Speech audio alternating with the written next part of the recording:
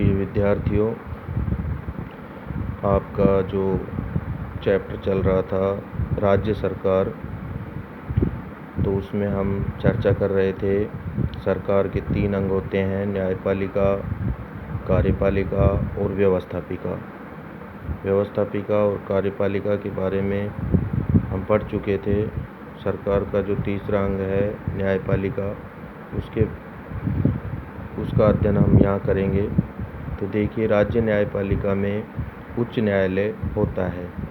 आप इन नोट्सों को अपने घर पे उतारते रहें। उच्च न्यायालय जो है भारत में वैसे तो एकीकृत न्यायिक व्यवस्था है, जिसमें सबसे ऊपर उच्चतम न्यायालय होता है।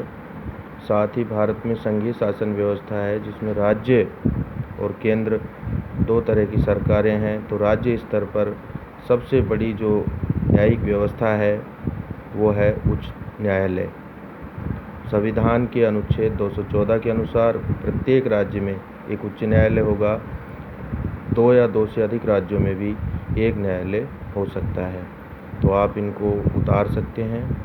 उसके बाद है, इस चैप्टर में से 6 नंबर का बड़ा क्वेश्चन आता है। सबसे पहले उच्च न्यायालय की गठन की प्रक्रिया का वर्णन कीजिए, इस तरह का प्रश्न आएगा। तो देखिए, हम उच्च न्यायालय के गठन के बारे में पढ़ रहे हैं। उच्च न्यायालय का गठन टॉपिक डालेंगे। उसके बाद देखिए, संविधान के अनुच्छेद 216 के अनुसार एक मुख्य न्यायाधीश और अन्य न्यायाधीशों से मिलकर उच्च न्यायालय बनेगा। उच्च न्यायालय के जो न्यायाधीश हैं उनकी नियुक्ति राष्ट्रपति द्वारा की जाती है। उसके बाद है न्यायाधीशों की योग्यताएं। उच्च न्यायालय के जो न्यायाधीश होते हैं वो भारत के किसी भी न्यायालय में 10 वर्ष तक न्यायिक पद धारण कर चुका हो, या 2 या 2 से अधिक न्यायालयों में अधिवक्ता रह चुका हो। अधिवक्ता यानी कि वकील रह चुका हो। तो ये इसके लिए योग्यताएं हैं। इसके अलावा उच्च न्यायालय के न्यायाधीशों का जो कार्यकाल है वह 62 वर्ष निर्धारित किया गया है। लेकिन वह अगर समय से पहले वह राष्ट्रपति को अपना त्यागपत्र भी दे सकता है, या उसके खिलाफ महाभियोग संसद ही लगा सकती है। केवल संसद के दोनों सदन अगर 2/3 बहुमत से उस पर महाभियोग भी लगा सकते हैं।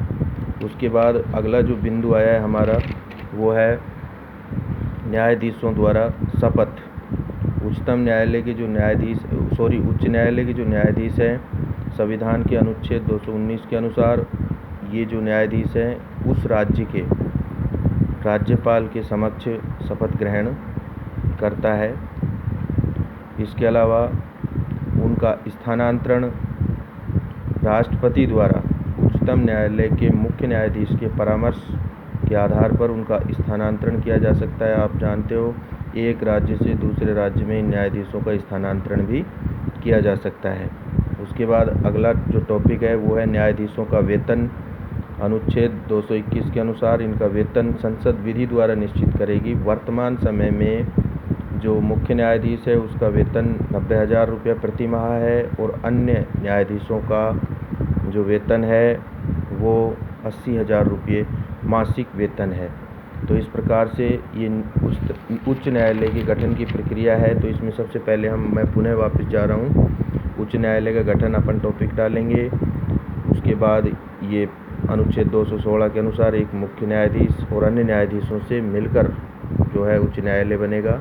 उसके बाद ये न्यायाधीशों की जो है योग्यताएं हैं कि वह भारत का नागरिक हो, वह भारत में कम से कम 10 वर्ष तक न्यायिक पद धारण कर चुका हो, यानी किसी भी अदालत में वह न्यायाधीश के पद पर रह चुका हो, या 2 या 2 से अधिक न्यायालयों में अधिवक्ता या वकील रह चुका हो। उसके बाद तीसरा जो बिंदु है उसका पॉइंट है वह है कार्यकाल। वह 62 वर्ष तक अपने पद पर रह सकता है। इसके अलावा वह समय से पहले भी राष्ट्रपति को अपना त्यागपत्र दे सकता है। संसद के दोनों सदनों के 2/3 बहुमत से उस पर महाभियोग भी लगाया जा सकता है। उसके बाद न्यायाधीशों द्वारा शपथ ग्रहण। तो शपथ ग्रहण के बारे में आप लोगों को बताया गया है कि शपथ ग्रहण जो है उस संबंधित राज्य के राज्यपाल के समक्ष होगा। न्यायाधीशों का स्थानांतरण राष्ट्रपति द्वारा उच्चतम न्यायालय के मुख्य न्यायाधीश के आधार पर के निर्णय के आधार पर होगा।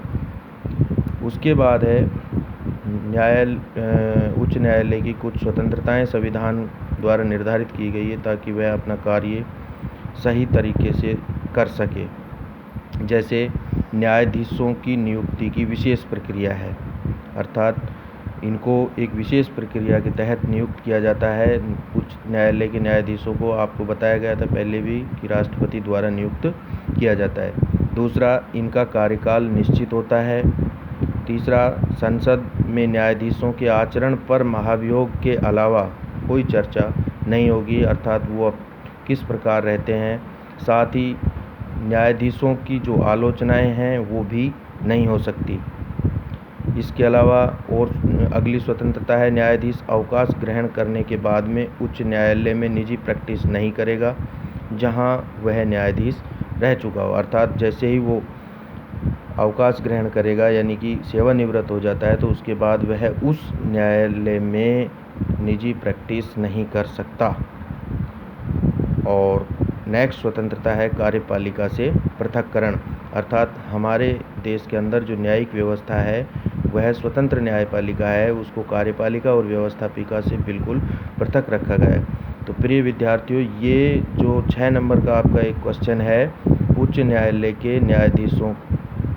न्यायालय के गठन का वर्णन करें, तो इसका जो है आप ये नोट्स ले सकते हो यहाँ से और इनको आप इस क्वेश्चन को आप तैयार कीजिए। इसके अलावा फिर अगला चैप्टर तैयार किया जाएगा। धन्यवाद।